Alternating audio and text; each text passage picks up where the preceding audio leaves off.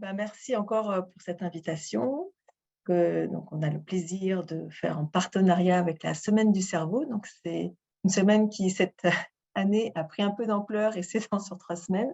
Mais là, c'est sûr, aujourd'hui, c'est un des derniers jours. Et voilà, donc c'est une action de communication grand public cette semaine où c'est vraiment l'initiative des chercheurs qui vont à la rencontre du public pour parler de leurs travaux et présenter aussi dans un domaine plus général leur contexte de recherche. Donc c'est un événement qui est reconnu maintenant par la ministre de l'Enseignement supérieur et de la Recherche et de l'Innovation depuis plus de 6 ans, donc on est très, très fiers.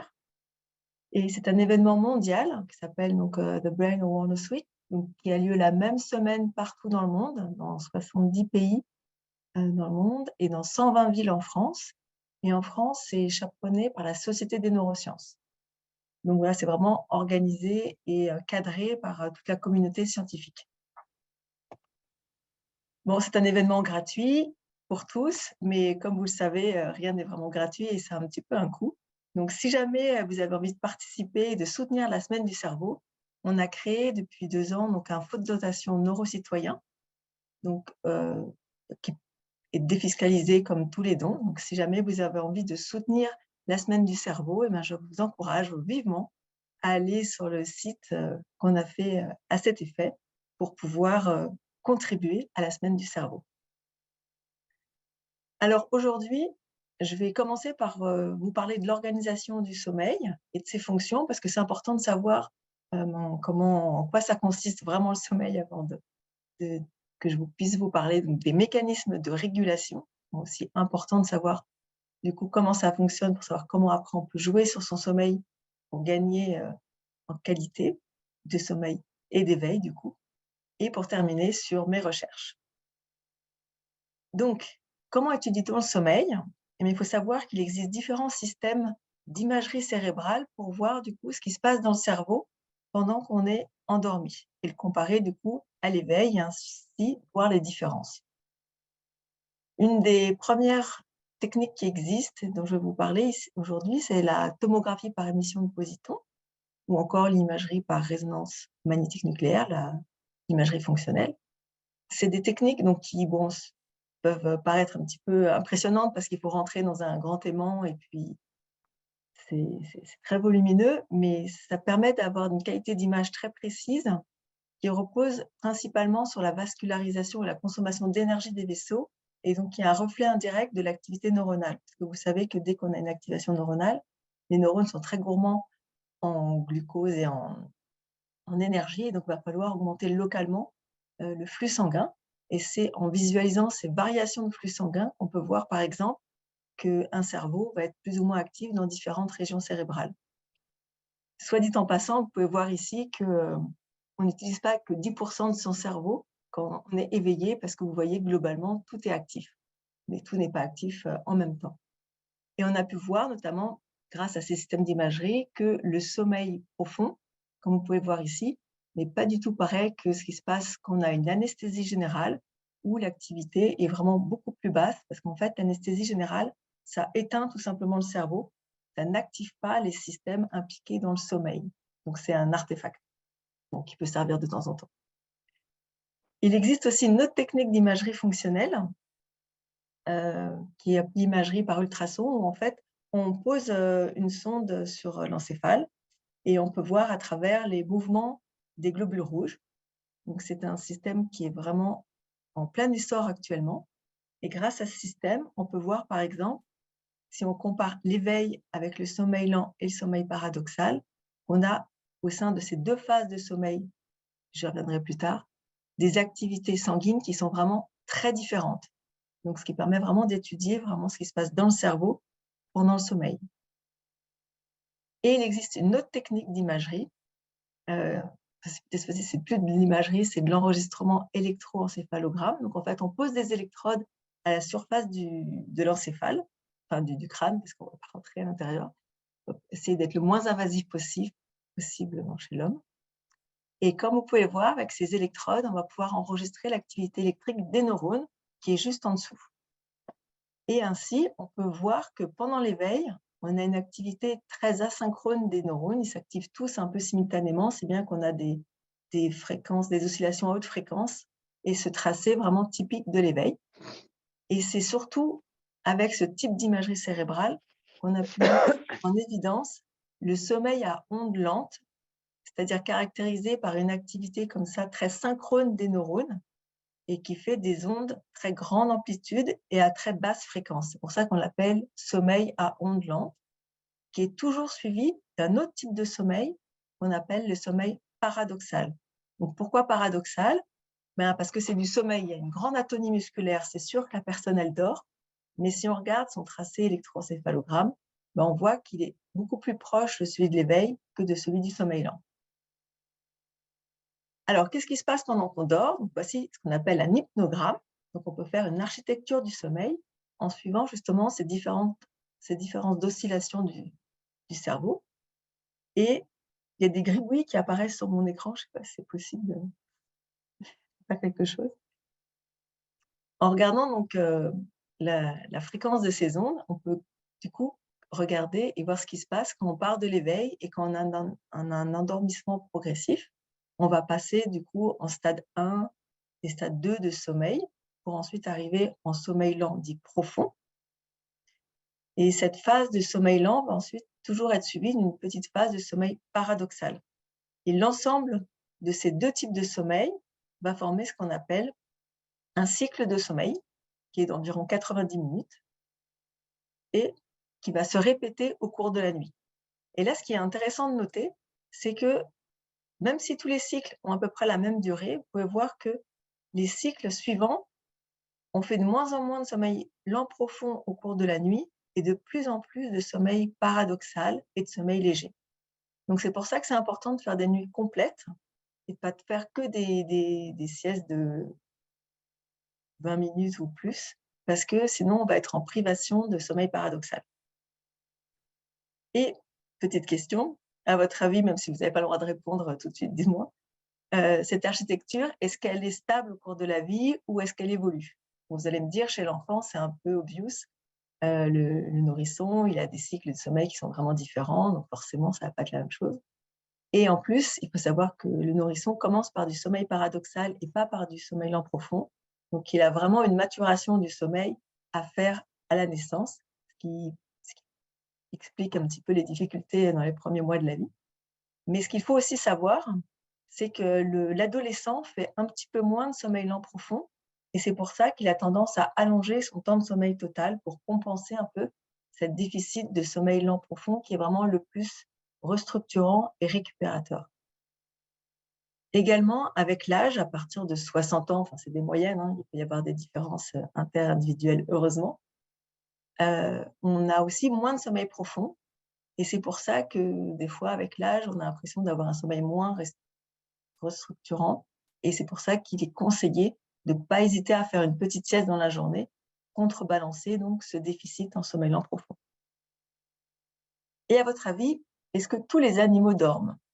Sans vouloir vous influencer, il faut savoir en effet que le sommeil va donc correspondre à une période de vigilance où on a une activité cérébrale donc, qui va être différente, avec une vigilance amoindrie, une posture stéréotypée, c'est ce qu'on a reconnu aujourd'hui de façon consensuelle, et surtout où la réaction aux stimuli extérieurs est amoindrie. Donc c'est important de se mettre d'accord sur cette définition, parce qu'il faut savoir que, chez les mammifères, tous les animaux dorment, ce n'est pas un souci. La girafe dort très très peu, 2 heures par 24 heures, et les champions, les records de sommeil, ça va être le koala et la chauve-souris, avec presque 20 heures de sommeil, voire 22 des fois, ça dépend des gens qui ont fait les études. Mais ce sommeil, en fait, chez les mammifères, il est plus ou moins similaire à l'hypnogramme que je vous ai présenté chez l'homme, même si chez l'homme, on dort beaucoup plus d'un sommeil monophasique et les animaux beaucoup plus d'un sommeil polyphasique avec plusieurs phases, parce que les animaux sont plus des proies que nous, et donc ils doivent être restés vigilants vis-à-vis des prédateurs pour faire face aux dangers. Mais donc, le sommeil s'est complexifié avec l'évolution. Au tout début, les bactéries et les plantes, il faut savoir qu'on ne parle pas vraiment de sommeil puisque ce n'est pas un état de vigilance, mais on peut quand même voir des rythmes d'activité différents entre la lumière et l'obscurité, des rythmes qui persistent même si on laisse les plantes en obscurité constante. Donc c'est certainement un prémisse du sommeil, même si bien sûr on ne parle pas de sommeil chez les plantes. Mais chez les animaux moins évolués, enfin qu'on dit moins évolués, à savoir donc les amphibiens, les poissons, les insectes, eh ben, ils vont eux aussi avoir des postures stéréotypées et du coup des phases qui ressemblent à du sommeil, avec surtout un seuil de réponse comportemental, donc ils vont moins être réactifs aux stimuli extérieurs. Donc ça, c'est vraiment très important. Mais ils ne vont pas avoir de sommeil paradoxal, qui arrive qu'avec les animaux qui sont capables de réguler leur température et qu'on dit des animaux homéothermes.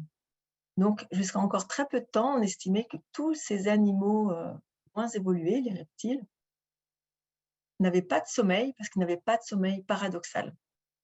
Et maintenant, la communauté scientifique, elle est un petit peu revenue en arrière et elle s'est dit non, non, en fait, s'il y a un seuil de réponse comportementale plus élevé aux stimuli pendant cette période où il y a la posture stéréotypée et autres, même s'ils n'ont pas de sommeil paradoxal, on va accorder ça comme étant du sommeil. Donc voilà, donc la bonne réponse à est-ce que tous les animaux dorment, la réponse est oui, mais ça n'aurait pas été forcément vrai il y a quelques années. Et ensuite, à quoi sert le sommeil? Parce que ça, c'est vraiment une question très importante. Et je pense que quand on a réalisé toutes les fonctions qui étaient assurées pendant le sommeil, eh ben, on prend mieux soin de son sommeil et on gagne en qualité de vie. Alors pour ça, il y a vraiment beaucoup d'études qui ont montré toutes les fonctions du sommeil. Alors, je vais vous présenter la liste dont on connaît aujourd'hui, mais bien sûr, il faut savoir qu'elle n'est pas exhaustive et je mets ma main à couper que d'ici 5-10 ans, il y en aura encore des nouvelles qui vont sortir. Donc la première fonction, qui est un peu évidente, mais bon, qu'il ne faut quand même pas oublier, c'est qu'elle permet le maintien de la vigilance. Si vous n'avez pas assez dormi, eh bien, vous êtes certainement tous déjà fait l'expérience que le lendemain, eh bien, ça va être beaucoup plus compliqué. Ensuite, le sommeil permet le maintien de la température corporelle. Ça, c'est vraiment une notion qui est importante parce qu'il y a un lien très fort entre le sommeil et la régulation de la température corporelle, qui, elle aussi, comme vous pouvez le voir ici sur ce graphe, suit une variation entre le jour et la nuit. Donc, elle va baisser au cours de la nuit et augmenter au cours de notre période d'activité. Et pour bien dormir, il va falloir choisir des heures de repos où notre température est la plus basse. Mais on y reviendra. Et ces variations de température, elles vont être moins efficaces si on n'a pas assez dormi. Et c'est pour ça que souvent, quand on est fatigué, on est plus frileux. Une fonction importante aussi, c'est la reconstitution des stocks énergétiques. Même si on a mis en évidence que si on fait une privation de sommeil pendant très longtemps, les cellules vont être capables de reconstituer leur stock énergétique parce que c'est vraiment une fonction très importante. Globalement, on vide nos stocks pendant la période d'éveil et on refait le plein pendant la nuit. Et cette régulation aussi donc, de la glycémie est très importante et il y a un lien clair et net qui a été mis en évidence entre un mauvais sommeil ou des troubles du sommeil et une perturbation du métabolisme glucidique, ce qui favorise du coup après la prise de poids et les risques de diabète. Et dans la même gamme de données, il faut savoir que le sommeil donc, favorise aussi la croissance cellulaire et la réparation des tissus. Donc, si vous êtes blessé ou autre, n'hésitez pas à bien dormir, vous cicatriserez mieux. Enfin, une fonction qui est très importante, notamment chez les enfants, c'est la production de l'hormone de croissance, qui va se faire exclusivement pendant le sommeil lent, mais également de la testostérone, ou d'autres hormones. Une fonction qui a été mise en évidence récemment, qui montre vraiment que c'est important de continuer à faire de la recherche pour mieux comprendre comment ça fonctionne, parce qu'on fait encore des découvertes tous les jours. Oui, oui, on cherche, on trouve aussi énormément. Et ça va être l'élimination des toxines. Et donc, on a montré qu'au cours du sommeil, vous savez que le cerveau, il est baigné dans un liquide cérébrospinal. Et bien, ce liquide va pouvoir pénétrer, mais beaucoup plus abondamment pendant le sommeil que pendant l'éveil. Et donc, vous pouvez voir un petit peu sur ce film. Bon, c'est des colorations artificielles, hein, mais plus c'est jaune, plus c'est actif, on voit vraiment qu'on a des flux comme ça de liquide interstitiel qui vient nettoyer le cerveau. Donc, ce liquide cérébrospinal, il faut savoir qu'il y a plein de canaux qui sont naturellement déjà présents dans le cerveau et qui vont permettre donc, du coup, la circulation de ce liquide. C'est vraiment tout un système de tuyauterie qui est en parallèle avec celui de la circulation sanguine et qui va fonctionner donc différemment. Sur les premières images d'imagerie en FUS, en imagerie ultrasonore, vous avez montré que pendant le sommeil paradoxal, on avait une augmentation très importante du flux sanguin. Et donc, ce qui montre que pendant le sommeil lent, on va avoir une augmentation de ce liquide cérébrospinal, alors que pendant le sommeil paradoxal, on a une augmentation du flux sanguin. Donc, c'est vraiment amusant, je trouve, de voir que voilà, pendant ces deux types de sommeil, on va avoir certainement donc, deux types différents de nettoyage du cerveau. Une des fonctions essentielles au sommeil, ça va être l'apprentissage et la mémorisation. Parce qu'en fait, dès qu'on dort, on va repasser tout ce qu'on a vécu dans la journée et on va faire le tri. Tout ce qui est important, on va le consolider. On va passer de l'hippocampe au cortex. Enfin, on change même la localisation du souvenir. Il y a plein d'expériences et des champs de compétences entiers sur le domaine. C'est impressionnant. On arrive même à bloquer ces étapes de transfert. Il y a un lien très fort et on va consolider davantage ce qu'on vient d'apprendre, donc en fin de journée, que ce qui a été appris en début de journée. Et donc, c'est aussi pour ça qu'on dit que quand on veut apprendre quelque chose, mais c'est important de l'apprendre sur plusieurs jours d'affilée, parce que comme ça, on va dormir plusieurs fois de suite dessus et on va pouvoir consolider cet apprentissage. Donc, vous acharnez pas, si vous n'y arrivez pas, vous relisez juste avant de vous endormir plusieurs fois et normalement, ça devrait faciliter l'apprentissage tout seul. Et enfin, une fonction importante encore, parce qu'elles sont toutes plus importantes les unes que les autres, ça va être la régulation de l'humeur et du stress. Donc, en effet, il manque ma petite... ah oui, transition. L'humeur et le stress, ça va être essentiellement régulé par le sommeil paradoxal. Donc, c'est pour ça que c'est important de bien dormir et de faire des cycles jusqu'au bout pour avoir suffisamment de sommeil paradoxal, parce que c'est surtout dans cette partie du sommeil qu'on va rêver le plus. Et à la question « Tout le monde rêve », j'espère que vous avez tous répondu la même chose, à savoir « oui ». Mais tout le monde ne s'en souvient pas toujours. Pourquoi? Mais parce que, en fait, pour pouvoir mémoriser ses rêves, il faut savoir qu'il faut être éveillé. Sinon, on n'y arrive pas.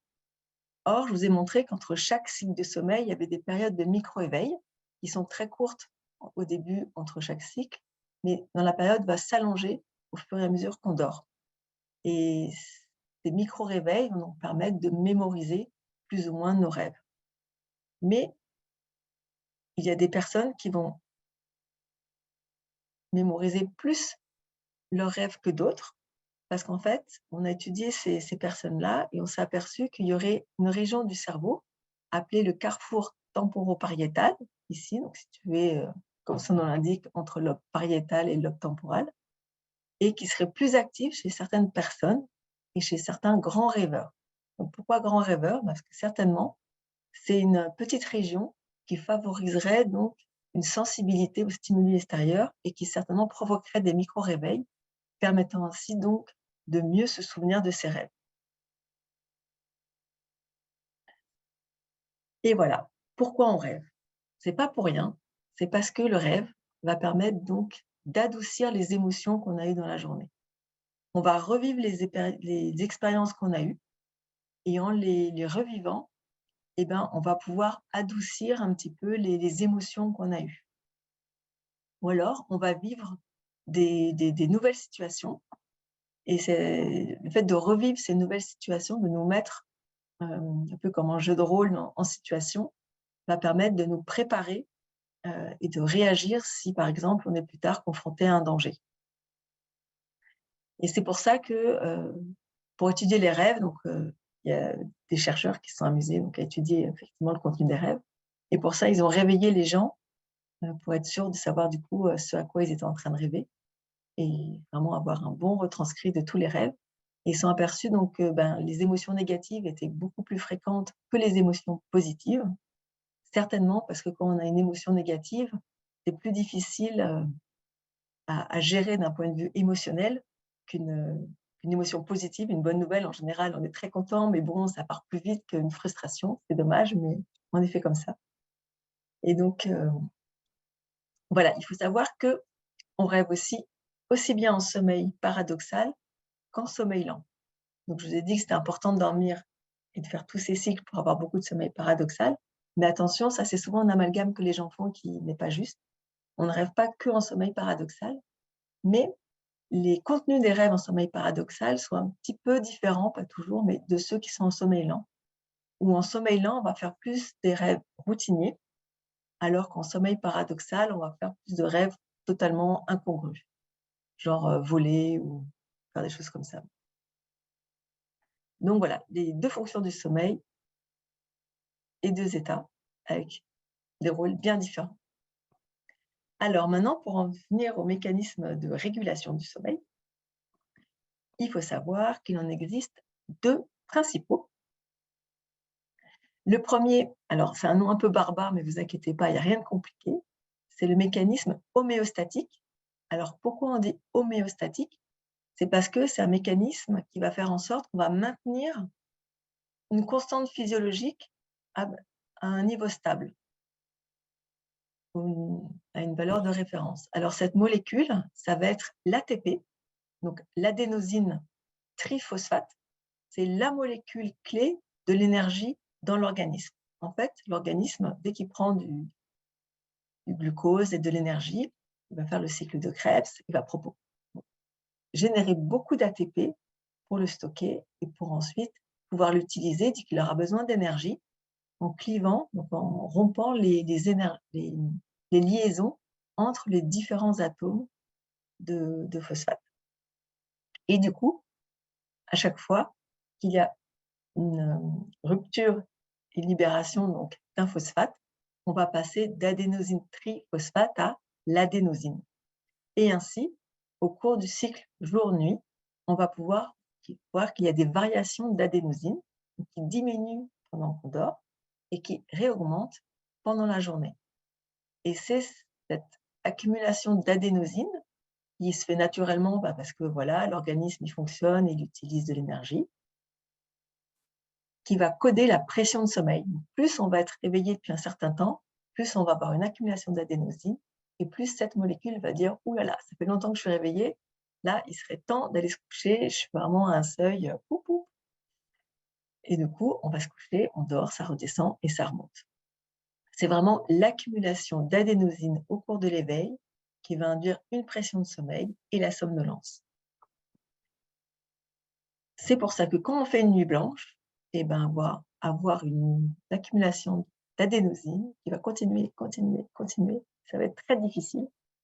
Et ensuite, elle va retomber.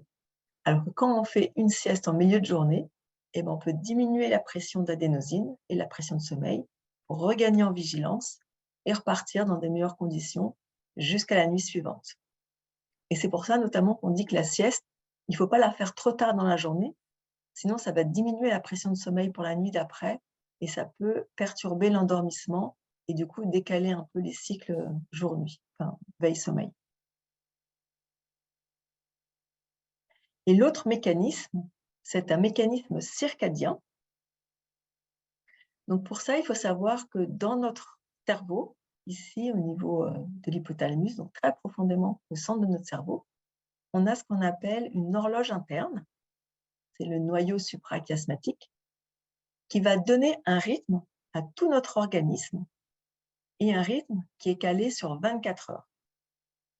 Et cette horloge, elle va principalement se synchroniser avec les rythmes jour-nuit pour réguler les fonctions et réguler les autres horloges qui sont situées au niveau des autres organes en périphérie. Alors, qu'est-ce qui va réguler vraiment cette horloge? Il n'y a pas que les rythmes lumière, nuit, obscurité.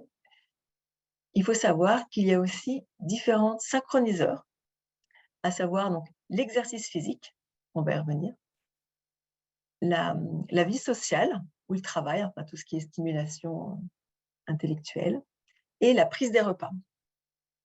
toutes ces données vont être intégrées par l'organisme et lui donner des rythmes.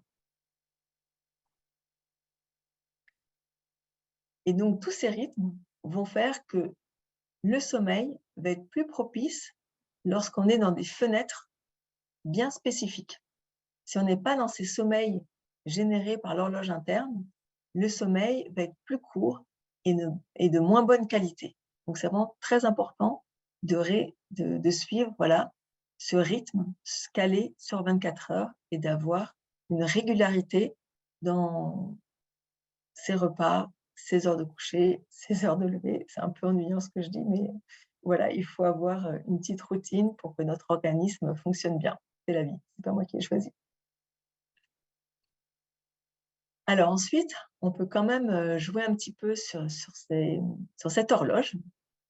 Et notamment, il faut savoir qu'on peut jouer avec la température corporelle. Donc, comme je vous ai dit précédemment, on a des cycles naturels de notre température corporelle qui vont évoluer au cours du jour et de la nuit.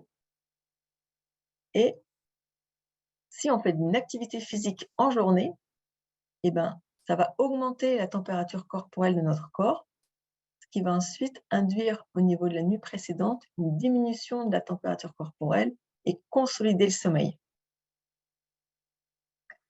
Inversement, si on boit de l'alcool, eh ben, on va avoir, ou si on chauffe trop notre chambre, ben, l'alcool, ça va avoir tendance effectivement à décontracter. C'est un effet très relaxant, relaxateur. Donc, on va se dire, tiens, ça favorise le sommeil. Effectivement, ça m'aide à m'endormir. Mais c'est traître parce qu'on ne réalise pas que l'alcool, eh ben, ça va induire un réchauffement de l'organisme, une augmentation de la température corporelle interne. Et du coup, ça ne va pas consolider le sommeil. Au contraire, ça va un peu le déstabiliser et le fragmenter et perturber du coup une bonne nuit. De même que si on dort dans un environnement trop chaud, on fragmente le sommeil et on empêche sa consolidation parce que pour bien dormir, il faut bien pouvoir descendre en température. Donc ça, c'est des concepts qui sont importants. Une fois qu'on a bien compris comment le sommeil fonctionne, eh ben, on peut essayer de trouver des contre-mesures, par exemple, en dormant la fenêtre ouverte s'il fait froid dehors et qu'on a trop bu, ou voilà. Mais voilà. Comment la lumière fait-elle pour réguler cette horloge interne? Alors, c'est très, très intéressant, moi, je trouve, parce qu'il faut savoir que ça va être uniquement le bleu, la longueur d'onde bleue, qui va venir au niveau de la rétine pour stimuler certaines cellules. Ce n'est pas du tout les cellules qui sont impliquées dans la vision, les cônes ou les bâtonnets, si vous connaissez. C'est vraiment un autre type de cellules, qui s'appelle les cellules à mélanopsine, qui sont un type particulier, sensible à la longueur d'onde bleue, et qui ensuite vont transmettre un message quand elles vont être activées, jusqu'à une petite glande, la glande pinéale, qui est dans le cerveau, qui, elle, est responsable de la synthèse de la mélatonine. Et cette mélatonine, c'est vraiment une hormone qui est très importante pour induire le sommeil. Donc, dès qu'on voit la lumière bleue, on inhibe la synthèse de mélatonine, donc on inhibe le sommeil et on reste bien éveillé. C'est pour ça que si vous avez un petit coup de barre dans la journée ou autre et qu'il fait beau, n'hésitez pas à sortir dehors, regarder le bleu du ciel. On va avoir vraiment de la chance, surtout à Paris, c'est pas évident. Mais ça peut arriver et ça aide vraiment du coup à regagner en vigilance. Donc, si vous regardez cette mélatonine, on peut voir que voilà, dans la journée, elle est très basse. Et dès que la nuit tombe et que l'obscurité arrive, on a progressivement une synthèse de mélatonine qui va venir pour renforcer le sommeil et ensuite, elle va disparaître. Et c'est pour ça notamment qu'on dit qu'il faut couvre-feu numérique et non pas regarder les écrans trop tard le soir parce que le bleu des écrans va permettre cette inhibition de la mélatonine et retarder l'heure de l'endormissement. Donc, il existe plein de filtres que vous pouvez installer sur votre PC, sur vos téléphones, et qui permettent de contrebalancer ce bleu de la lumière.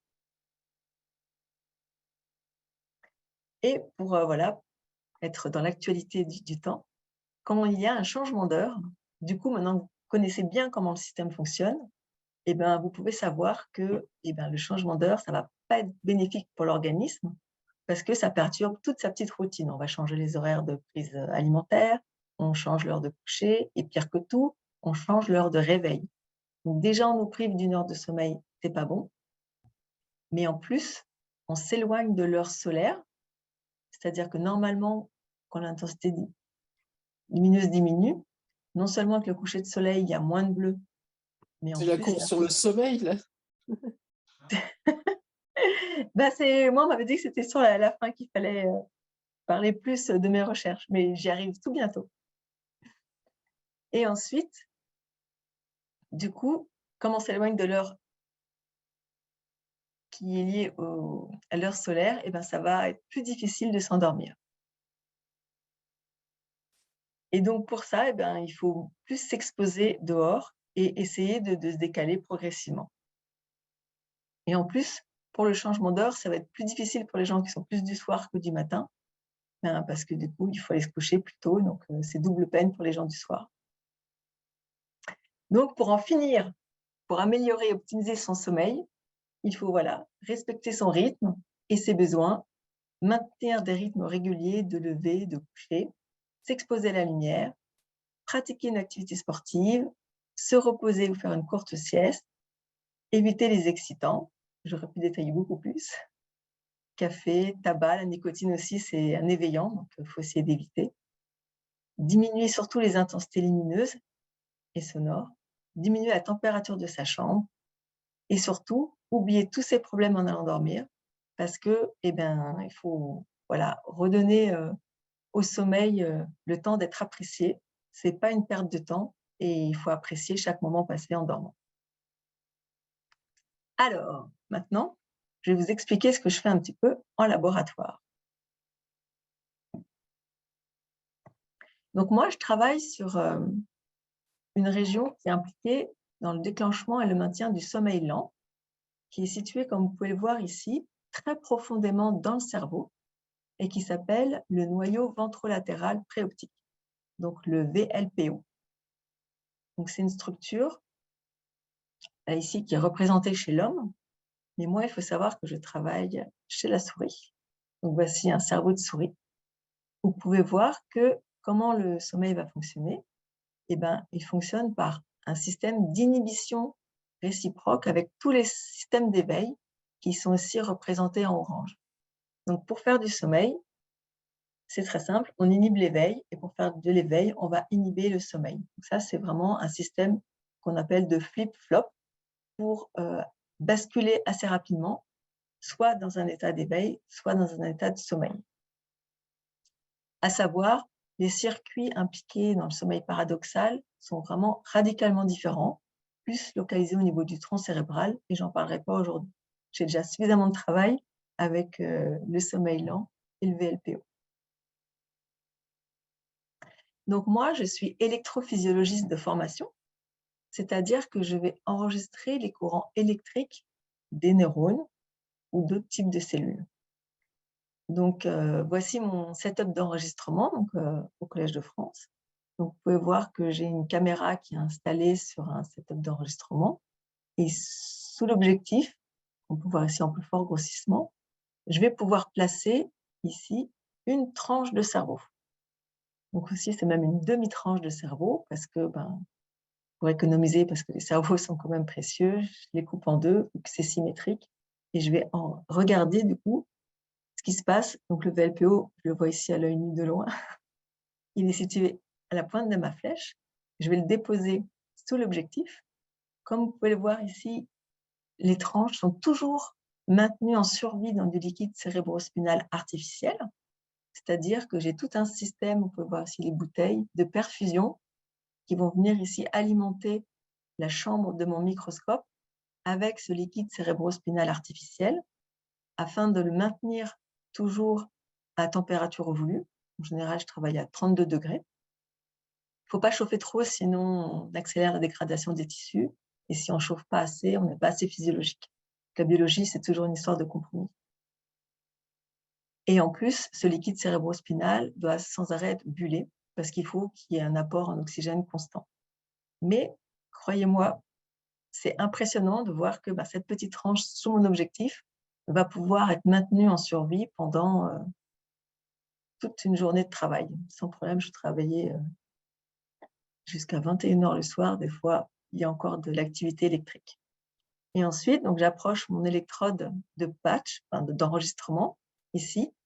Et une fois que j'ai visualisé le neurone que je voulais enregistrer, comme vous pouvez voir ici, donc il manque la barre d'échelle, mais le corps cellulaire d'un neurone, comme vous pouvez voir ici, c'est 10 micromètres, donc 10-6 mètres. Et ensuite, je peux enregistrer donc l'activité électrique spécifique du neurone que j'aurais voulu enregistrer, que j'aurais ciblé et que j'aurais enregistré. Donc, c'est des techniques qui sont très performantes, qui ne sont pas du tout nouvelles, puisque ça vient donc de Neher et Zachman, qui ont mis ça au point en 1976, donc c'est assez vieux. Ils ont eu d'ailleurs le prix Nobel pour ça en 91. Mais c'est tellement précis et utile et informatif que c'est une technique qui est encore de nos jours très largement utilisée et qui apporte des tonnes d'informations. Donc moi, j'ai voulu enregistrer les neurones promoteurs du sommeil dans le VLPO et notamment leur réponse à l'adénosine. Maintenant, vous savez bien à quoi sert l'adénosine. Et surtout, comment ils allaient pouvoir exciter un certain type de neurones, de récepteurs, les récepteurs A2A à l'adénosine. Il faut savoir que dans le cerveau, il y en a principalement deux. Un qui est inhibiteur et dont je ne m'en occupe pas parce qu'il n'est pas situé au niveau des zones d'intérêt. Et le récepteur A2A qui est localisé aussi au niveau des neurones promoteurs du sommeil. Et comme vous pouvez le voir, j'ai pu montrer qu'au niveau de ces neurones-là, dès que j'appliquais une molécule qui était spécifique, donc un agoniste de ces récepteurs A2A, je pouvais mettre en évidence une dépolarisation et une réponse spécifique des neurones à ma molécule. Donc, j'étais vraiment très contente parce que j'ai pu montrer que chez la souris, ça n'avait jamais été montré. Si on applique donc un agoniste des récepteurs A2A, donc une molécule qui est spécifique de ce type de récepteur, on va pouvoir vraiment dépolariser les cellules et émettre comme ça des potentiels d'action. Soit dit en passant, si on met de la caféine, c'est une molécule qui va venir, parce qu'elle est très proche de l'adénosine, bloquer ces récepteurs. Et c'est pour ça que la caféine empêche de dormir, parce qu'elle bloque la pression de sommeil qui a lieu naturellement, comme je vous l'ai dit en introduction. Donc, c'est très important d'avoir conscience que, et voilà, les neurones du sommeil sont sensibles à l'adénosine grâce à ces récepteurs. Mais bien sûr, vous savez, j'espère, que les neurones ne sont pas les seuls types de cellules dans le cerveau. Donc, depuis très longtemps, on sait que les neurones sont très différents en forme, en taille. Ça, c'est des dessins de Ramon y Caral qui ont plus de 100 ans. C'est très, très bien documenté. Tout le monde aime bien les neurones parce qu'ils font des jolis potentiels d'action. On croit qu'ils font tout dans le cerveau, mais ce n'est pas du tout vrai. Il y a aussi les cellules gliales. Donc, en voici un type que j'ai enregistré moi au laboratoire. Donc, il faut savoir que les cellules gliales, ouh là là là là, c'est quoi ça? Il faut que je reste dessus avec ma souris, excusez-moi. Ah non, ça bug. Les cellules gliales, elles tiennent leur nom des Grecs, qui avaient déjà observé qu'il y avait ce type de cellules dans le cerveau. Non, ça vient juste du grec, parce qu'à l'époque où on l'a observé pour la première fois, on pensait que c'était une sorte de colle qui venait un petit peu colmater les trous dans le cerveau pour soutenir un petit peu les neurones, les neurones, c'était impressionnant parce que les neurones faisaient tout. Mais de plus en plus, on s'aperçoit que les cellules gliales, elles ont un rôle fondamental parce que elles servent à beaucoup de choses. Donc déjà, il faut savoir qu'il y a 3 types de cellules gliales. Les cellules, les oligodendrocytes, qui servent à la myélinisation des axones, des neurones, ce qui augmente la vitesse de la conduction nerveuse. Les cellules de la microglie, qui sont impliquées dans la défense immunitaire et dans la phagocytose des débris cellulaires, qui peut être très important dans le nettoyage du cerveau. Et surtout les astrocytes, qui sont le type le plus majoritaire. Et là, la cellule en question, c'est les astrocytes, parce que dans notre équipe, au laboratoire au Collège de France, on travaille vraiment sur les interactions neurogliales, donc comment les astrocytes et les neurones vont pouvoir communiquer pour assurer différentes fonctions. Donc moi, je travaille effectivement voilà, sur le sommeil, mais dans le laboratoire, il y en a qui étudient ces interactions au niveau de l'épilepsie ou au niveau de la période critique de la vision, dans le niveau du comportement maternel. Enfin, ça peut se décliner vraiment autant que possible dans toutes les fonctions cérébrales. Et ces astrocytes, on sait maintenant qu'elles ont des rôles au niveau de la formation des synapses, vous savez, les points de contact entre les neurones, dans leur maturation, dans le support immunitaire, dans le recyclage ionique, parce que dès qu'un neurone va s'activer, il va y avoir des échanges de sodium et de potassium avec le milieu extracellulaire, et c'est important d'assez vite rétablir l'homéostasie, donc l'équilibre ionique de part et d'autre des membranes, des cellules, parce que sinon le fonctionnement ne peut plus bien se faire au niveau des neurones. Et tout ça, c'est assuré par les astrocytes. Et les astrocytes, elles font également des pieds astrocytaires au niveau des vaisseaux sanguins pour participer à ce qu'on appelle la barrière hémato-encéphalique, la BBB, et qui sert à protéger le cerveau des infections extérieures. Et enfin, elles sont impliquées dans différentes tâches comportementales et l'apprentissage au niveau de, ça a été montré au niveau de l'induction de la plasticité synaptique. Mais ce n'est pas tout, dans le cerveau, il y a également des vaisseaux sanguins. Vous voyez, si on réalise ici, c'est des injections à la résine du système sanguin, et après on dégrade tous les tissus autour pour ne conserver que les vaisseaux sanguins. C'est assez impressionnant, on peut voir que voilà, on a limite l'impression qu'il n'y a que des vaisseaux sanguins dans le cerveau. Non, mais c'est très richement vascularisé parce que les neurones sont très gourmands en énergie. Pourquoi? Parce que c'est des cellules qui sont très polarisées, c'est-à-dire que voilà, il y a des différences ioniques entre leurs compartiments intracellulaires et extracellulaires qui sont très importantes. Et donc, il faut maintenir ces différences de gradient. Et ça consomme beaucoup d'énergie de garder ces équilibres. Même si les astrocytes participent à l'équilibre, il faut maintenir un déséquilibre. Et du coup, ça, c'est très énergivore. Alors moi, récemment, je me suis intéressée dans le VLPO au rôle de la prostaglandine, qui est une petite molécule, un éicosaoïde, qui joue un rôle important dans la régulation du sommeil. Mais son mécanisme était encore totalement méconnu, ou plutôt on supposait qu'il jouait, parce que je vous ai montré que le VLPO il était vraiment en bordure du cerveau.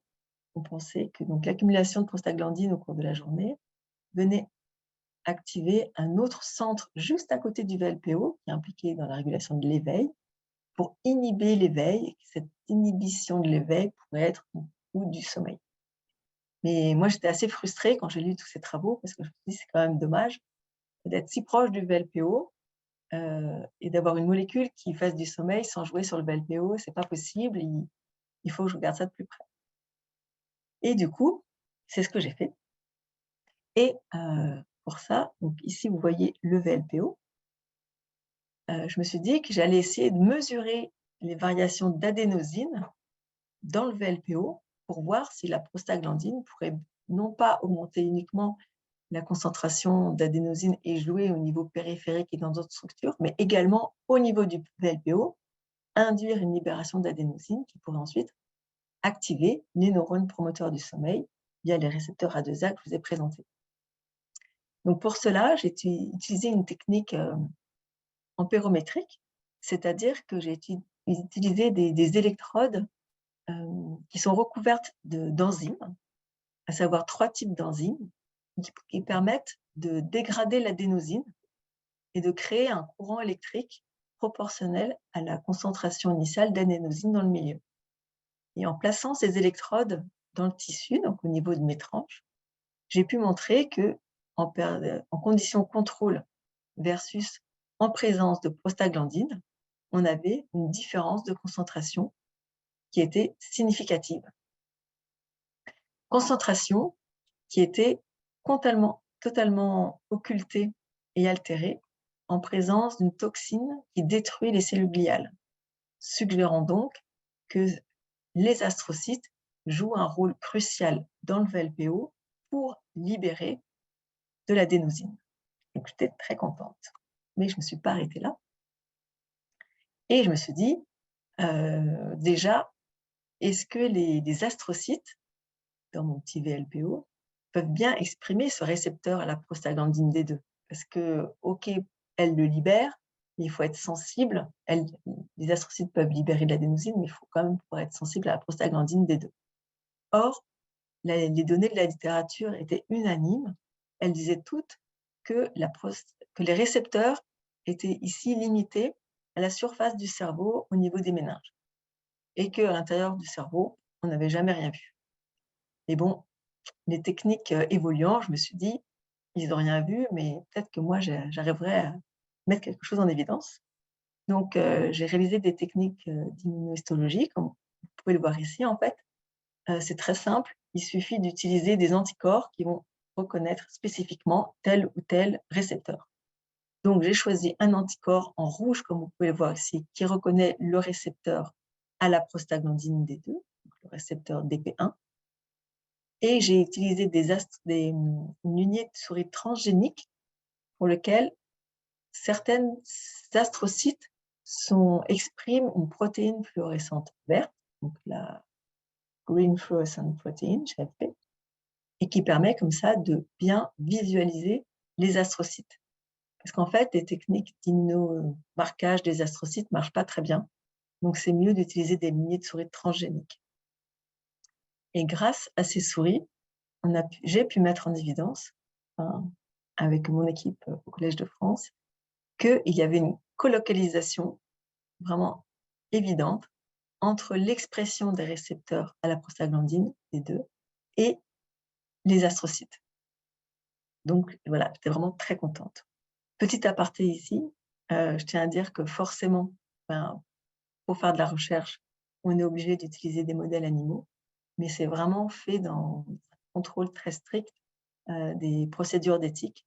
On dépose des protocoles, on fait tout pour limiter la souffrance animale, parce que non seulement on n'est pas du tout des barbares, mais qu'en plus, si on induit du stress et de la souffrance chez l'animal, ça va perturber tous les résultats biologiques qu'on peut avoir.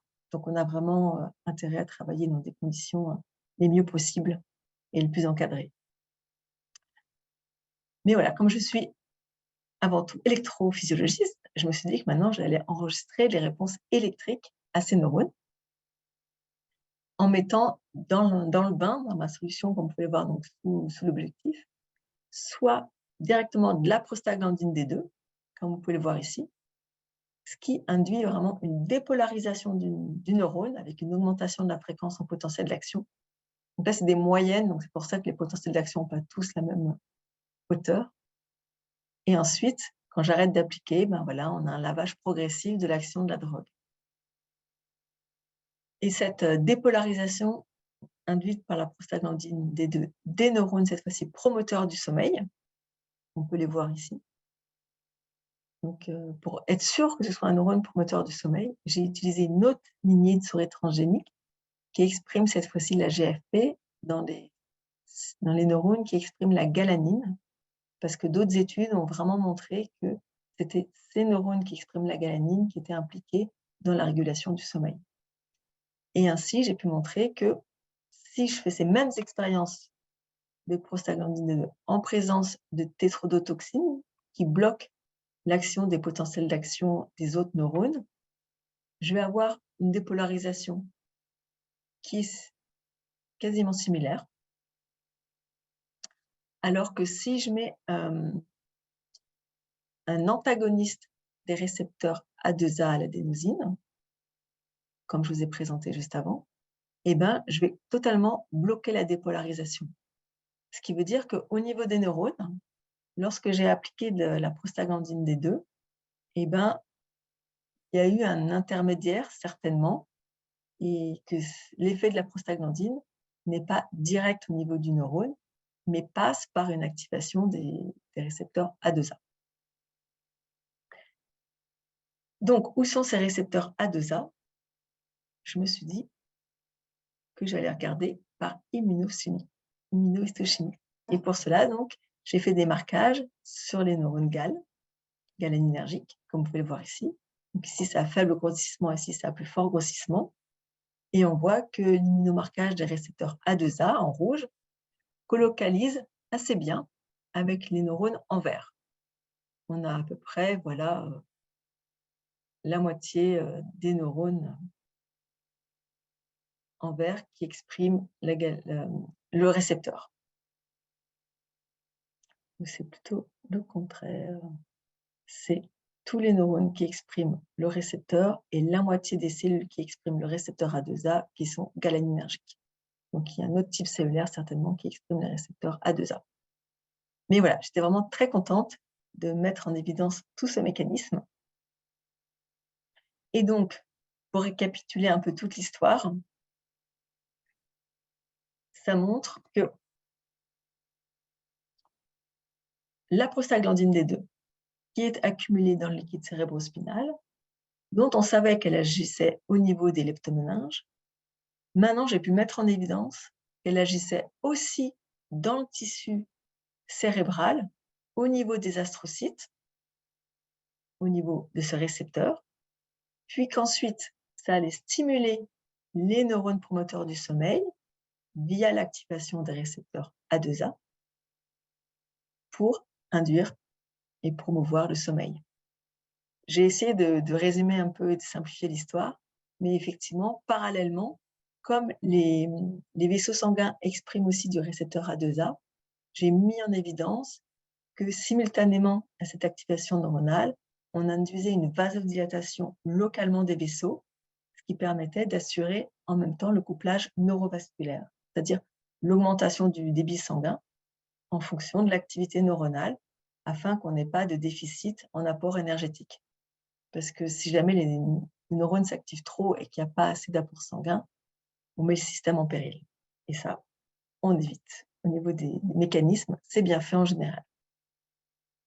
Donc voilà, donc on était très contents de voir que cette publication a été publiée très récemment, donc en février. C'est pour ça qu'il n'y a aucun conflit d'intérêt et qu'on peut enregistrer la présentation aujourd'hui. C'est sur PubMed déjà.